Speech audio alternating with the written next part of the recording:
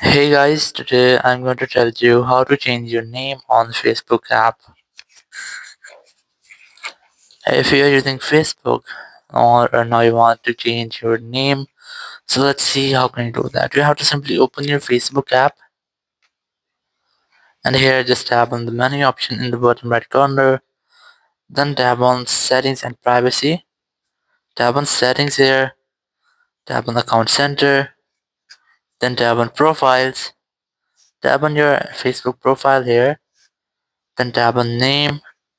And here you must have to enter your name. You must have to change your name here.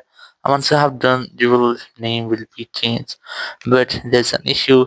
If you have changed your Facebook profile name once, you will not be able to change it again up to 60 days.